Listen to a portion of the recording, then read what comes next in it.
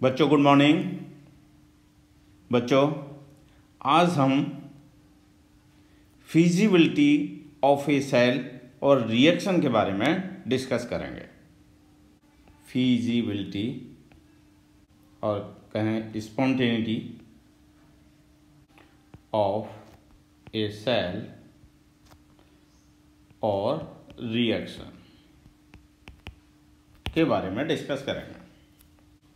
Feasibility discuss करने से पहले बच्चों हम पिछले लेक्चर्स में सेल के बारे में पढ़ा है, इलेक्ट्रोकेमिकल सेल। उसमें इलेक्ट्रोकेमिकल सेल में एक एनोड और एक कैथोड होता है और उसमें रिएक्शन होती है, और उसका जो सेल पोटेंशियल है वो निकालने के लिए हमारे पास फॉर्मूला है E cell equal to E cathode minus E anode. अगर स्टैंडर्ड कंडीशंस में है तो ये E naught cell, E naught cathode और ई नॉट एनोड आता है। ये हम डिस्कस कर चुके हैं,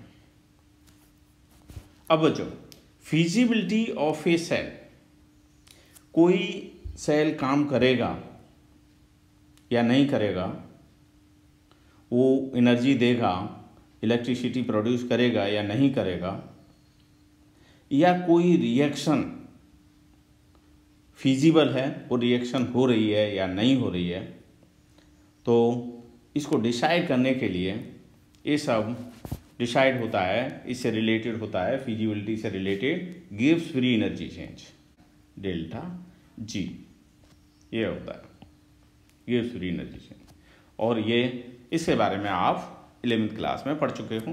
अगर Gibbs free energy change negative है या ये कहें कि डेल्टा जी लेस देन 0 तो रिएक्शन फीजिबल होती है, रिएक्शन विल बी फीजिबल। यानी फिजिबिलिटी के लिए डेल्टा जी 0 से कम होना चाहिए या नेगेटिव में होना चाहिए। और डेल्टा जी क्या होता है?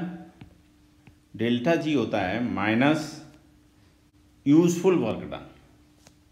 यूजफुल वर्क डन का मतलब, यूजफुल वर्क का मतलब है कि कोई सिस्टम है, सपोज कोई एक सिस्टम है, ये सिस्टम, और ये जो वर्क कर रहा है, ये मान लीजिए W वर्क कर रहा है,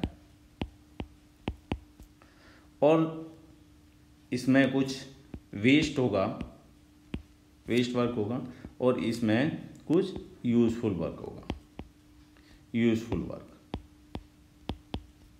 ये यूजफुल वर्क है, इसी का जो निगेटिव है ये delta G, this is useful work, इसके बराबर होते हैं। लेकिन हम यहाँ सेल के बारे में बात कर रहे हैं, इसका मतलब यहाँ पर जो वर्क है useful work done by cell, हम यहाँ इलेक्ट्रोकेमिकल सेल की बात कर रहे हैं। और जो इलेक्ट्रोकेमिकल सेल है वो कैसा वर्क करेगा? ये करेगा इलेक्ट्रिकल वर्क। अब ये इलेक्ट्रिकल वर्क क्या है? जैसे आप जानते हो जो पोटेंशियल डिफरेंस होता है डेल्टा वी इक्वल टू, ये होता है W अपॉन क्यू। ये पोटेंशियल डिफरेंस है, ये वर्क है और ये चार्ज है। इसका मतलब W equal to Q delta V। This is electrical work done, ये इलेक्ट्रिकल वर्क है। हम इसको इस तरह से समझ सकते हैं, हमें सेल के लिए देखना। सपोज एक सेल है, इसमें 2 इलेक्ट्रोड हैं, एक ये इलेक्ट्रोड और दूसरा ये इलेक्ट्रोड। ये नेगेटिव इलेक्ट्रोड है और ये पॉजिटिव इलेक्ट्रोड है। ये एनोड हुआ और ये कैथोड हुआ। यहाँ से n इलेक्ट्रॉन्स हैं पास हो रहे हैं, तो कितना वर्क डन हुआ। मैं इसके लिए इस पे चार्ज निकालना पड़ेगा, n charge on n mole electron कितना होगा, charge on n mole electron, n mole electron पर चार्ज निकालने के लिए ये हमें निकालना है। तो पहले हम निकालते हैं चार्ज ऑन 1 मोल इलेक्ट्रॉन। ये चार्ज होगा 1 मोल इलेक्ट्रॉन पर, एक इलेक्ट्रॉन पर चार्ज होता है 1.6 इंटू 10⁻⁹ कूलम, और 1 मोल में कितने इलेक्ट्रॉन्स होंगे, वो होंगे 6.022 इंटू 10⁻23।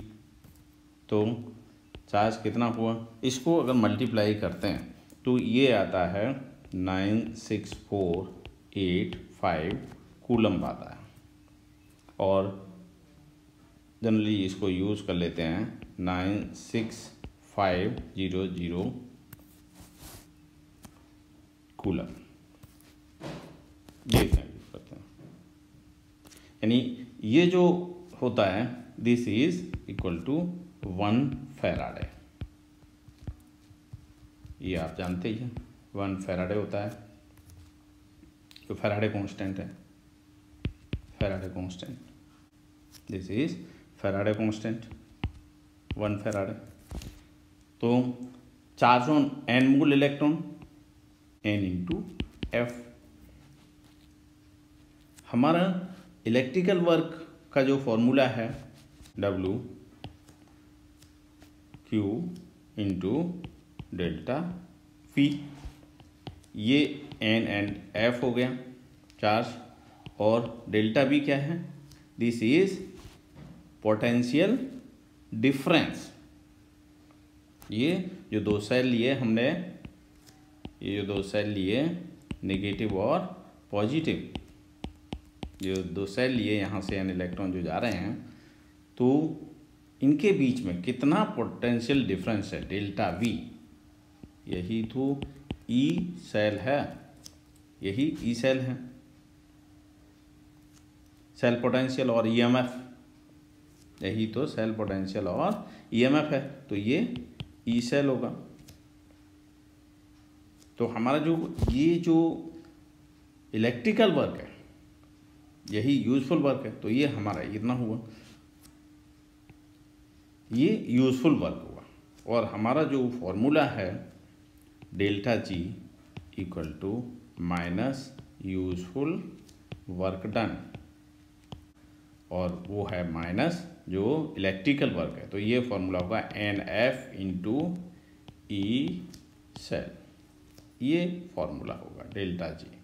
यहाँ पर अगर ये जो डेल्टा G है, ये जो डेल्टा G है, अगर ये निगेटिव होगा, अगर ये निगेटिव है लेस देन, इसका मतलब this is delta G is less than 0, then E cell will be positive, it should be positive, this should be positive, ये पॉजिटिव होना चाहिए। इसका मतलब है E cell मोर देन 0, 0 से ज़्यादा होना चाहिए। और अगर स्टैंडर्ड कंडीशंस हैं तो ये फॉर्मूला हो जाएगा at standard conditions. Standard conditions में क्या होगा, delta G naught equal to minus NF E naught cell, ये फॉर्मूला होना चाहिए। ये स्पॉन्टेनियस प्रोसेस के लिए, स्पॉन्टेनियस प्रोसेस के लिए क्या होना चाहिए, ये जो E नॉट सेल है ये स्पॉन्टेनियस होना चाहिए, ये स्पॉन्टेनियस, ये पॉजिटिव होना चाहिए। अब बच्चों एक क्वेश्चन करते हैं फिजिबिलिटी से related. Question 1, calculate standard free energy change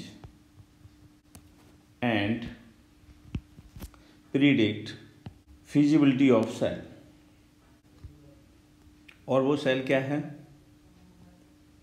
Zn 2 positive, ये 1 मोलर कंसंट्रेशन, ये सॉल्ट ब्रिज Cu2 पॉजिटिव, ये 1 मोलर कंसंट्रेशन और कॉपर, ये सॉलिड और ये सॉलिड, ये और दिया हुआ है ये 1 स्टैंडर्ड वैल्यू दी हुई है सपोज रिडक्शन पोटेंशियल की E0 Zn2 positive upon Zn equal to -0.76 volt and E0 दिया हुआ है कॉपर के लिए Cu2 पॉजिटिव एंड Cu और ये दिया है 0.34 वोल्ट, ये दिया हुआ, ये इतना ये वैल्यूज दी हुई। तो इस टाइम फ्री एनर्जी चेंज निकालना है और बताना है कि ये सेल काम करेगा या नहीं करेगा। तो इसके लिए हमें डेल्टा जी स्टैंडर्ड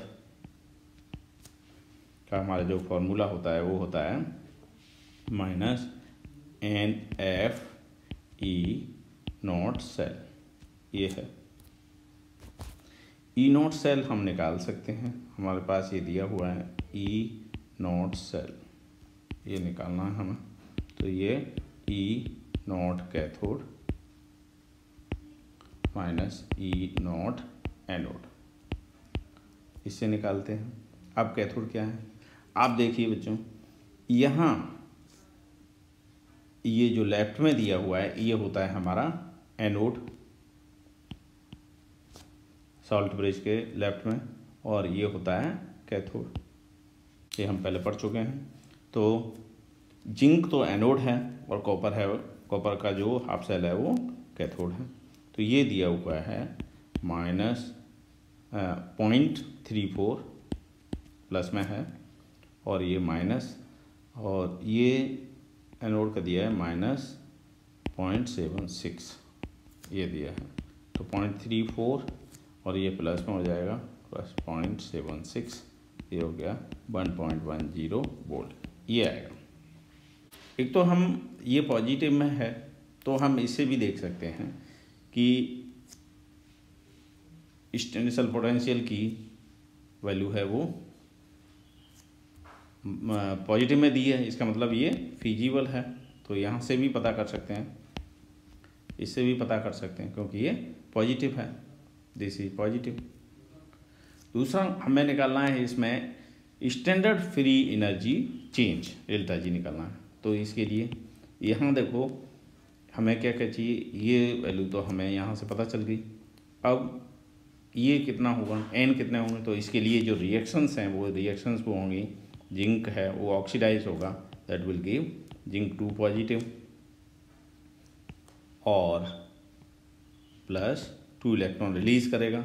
यहाँ कॉपर कैथोड पर 2 पॉजिटिव और 2 इलेक्ट्रॉन लेकर के ये चेंज हो जाएगा कॉपर में। दोनों को जोड़ेंगे तो ये कैंसिल हो जाएंगे और ये आ गई हमारी reaction Zn plus Cu2 positive और ये ये आएगा Zn, ये आएगा Zn2 पॉजिटिव प्लस Cu, ये आएगा। इसका मतलब N की जो वैल्यू है वो हो गई 2 मोल इलेक्ट्रॉन होंगे। तो यहाँ हम -2 × F965 दिए नहीं है वैल्यू, तो हम ये लगा लेंगे और ये जो वैल्यू है वो ये वैल्यू होगी 1.10 वोल्ट है। इसको हम अगर मल्टीप्लाई करते हैं और ये आएगा -2 1 2 और 3 0 0 इतना आएगा, ये जूल में आएगा, इसको किलो जूल में लिख सकते। अब बच्चों दूसरा क्वेश्चन करते हैं, question second, predict feasibility under standard conditions. Feasibility हमें फाइंड आउट करनी है किसकी, एक रिएक्शन दी हुई है Cu plus twice H positive and Cu2 positive plus H2, ये रिएक्शन दी हुई है, इसकी हमें फिजिबिलिटी निकालनी है स्टैंडर्ड कंडीशंस में।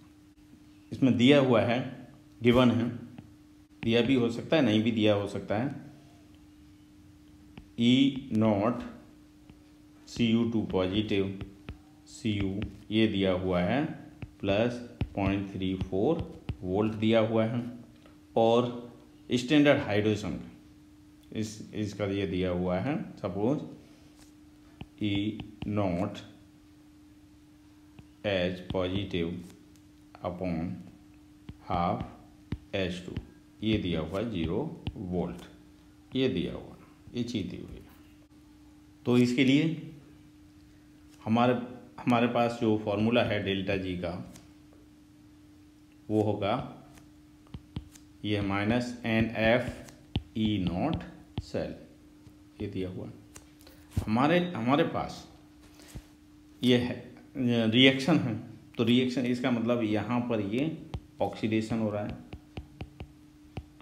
और ये रिडक्शन हो रहा है। ऑक्सीडेशन होता है वो एनोड होता है, सपोज ये सेल नहीं है रिएक्शन है, फिर भी हमें इसको इमेजिन करना है कि ये सपोज ये एक सेल में रिएक्शन हो रही है और यहाँ पर इसका रिडक्शन, तो ये कैथोड होगा। इसमें जो रिएक्शन होगी वो होगी कॉपर और 2 इलेक्ट्रॉन गेन करके this will change into Cu2 positive. यहाँ हाइड्रोजन 2 हाइड्रोजन, यहाँ जो रिएक्शन होगी वो होगी Cu will lose 2 electron and Cu2 positive plus 2 electron, और हाइड्रोजन ये hydrogen will gain 2 electron and change into half H2। उसी तरह से इलेक्ट्रॉन कैंसिल हो जाएंगे और ये आ जाएगा Cu plus twice H positive, और ये हो गया Cu2 positive plus half H2। N की वैल्यू यहाँ पर 2 आ गई, तो यहाँ ये जो वैल्यू रखेंगे -2 इंटू 96500, और E0 सेल होगा, E0 सेल वो आएगा, इसमें एनोड क्या है कॉपर, तो कॉपर के लिए कॉपर हाफ सेल ये आएगा E0 cathode minus E0 anode. तो यहाँ ये कैथोड है, ये तो एनोड हुआ, तो कैथोड के लिए 0 और माइनस, और ये 0.34, इसका मतलब ये जो वैल्यू आई वो आई -0.34 वोल्ट आई। वैसे हम इससे भी पता कर सकते हैं, ये नॉन स्पॉन्टेनियस होगा, यहाँ भी वैल्यू रख के पता कर सकते हैं -0.34 ये। तो इसको अगर हम मल्टीप्लाई करते हैं तो ये 2 0 हट जाएंगे यहाँ से, और इसको मल्टीप्लाई करेंगे तो ये जो वैल्यू आएगी, पॉइंट हटाए यहाँ से, माइनस ये माइनस और ये माइनस, तो ये प्लस में आए, और ये वैल्यू अगर मल्टीप्लाई करोगे तो ये आएगी 65620 जूल आएगी, या फिर ये कहें इसको प्लस 65.620 किलो जूल। ये पॉजिटिव में है, दिस इज पॉजिटिव, इसका मतलब रिएक्शन नॉन फिजिबल होगी। आज के लिए बस इतना ही, धन्यवाद।